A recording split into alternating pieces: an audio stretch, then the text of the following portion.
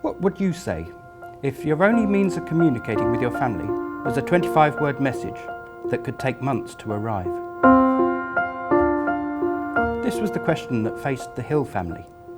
William, Florence and their 3 children, Kenneth, Herbert and Billy, lived in Guernsey when the war broke out. After the Dunkirk evacuations in 1940, and with the British government saying that the island was undefendable, William and Florence decided to see out the war in Guernsey. William had a grocery shop and elderly parents to consider. But they decided that their 2 oldest boys, Kenneth and Herbert, aged 12 and 11, would join the 17,000 people, almost 50% of the population of the island, who were evacuated from Guernsey between the 20th and 28th of June. First to leave were 5,000 children with their teachers and 500 adult helpers. Billy, aged just 5, would remain with his parents.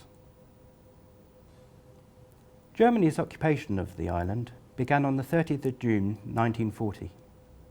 The Germans allowed the government of Guernsey to stay in charge of most aspects of law and order, and life carried on until the effects of rationing and the closing of local firms hit hard.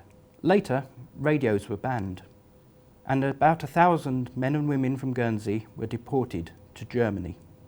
With the help of the International Red Cross, they were able to make contact with their family in Britain. A system that had been used to help prisoners of war communicate with their families was expanded to include the Channel Islands. Using a form like this, they could write a short message which would be sent first to Red Cross headquarters in Geneva, then on to the intended recipient. Initially, the word count was 20, but this was later raised to 25. In this letter from December 1941, we see Florrie and William asking after their family in Britain, particularly their boys. They say, "Everyone well? Thank Alice for having Bert. Love to boys, no news from them. Is Peggy working? Are you with Art?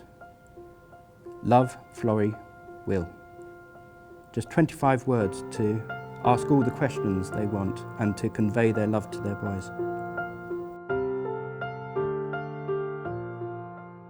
Now if you note this blue streak here, this was a chemical applied by the Germans to check for any hidden writing, any invisible ink, and it will appear quite often on these messages. So Margaret Sweeney, William's sister, writes to tell them about the family that Bert is living with. She writes, "All well, hope same. Expecting letter from Ken. Bert fine, living with Miss Scott, who keeps house for her uncle, lively and plays golf." Now this is the only information that William and Florrie have about the lady who is effectively bringing up their son.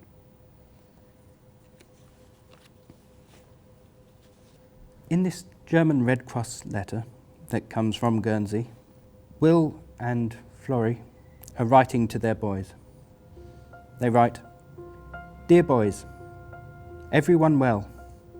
You have grown tall, Bert. What is Ken's height? Relieved to know you are happy. Longing reunion. Fondest love, Mum, Dad."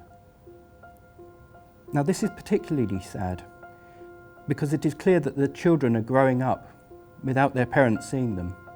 They don't even know how tall their own children are. Because these letters had to go through the Red Cross message bureaus and to travel through Portugal, Spain, France to Geneva, and then through the German postal system to get to Guernsey, it could take months for letters to reach their intended recipient. The last letter that we have was written from Guernsey to the UK. It's dated 16th of March 1944. And it arrived in the UK on the 6th of June 1944. There was no reply. Because of the Allied invasion of Northern Europe, D-Day, this method of communication was cut off. In 1945, Guernsey was liberated. After 5 years, the island was free. The Hill family were reunited when Herbert and Kenneth returned home. These letters are very brief, but they can tell us a lot about one family's experience of separation and anxiety brought about by war.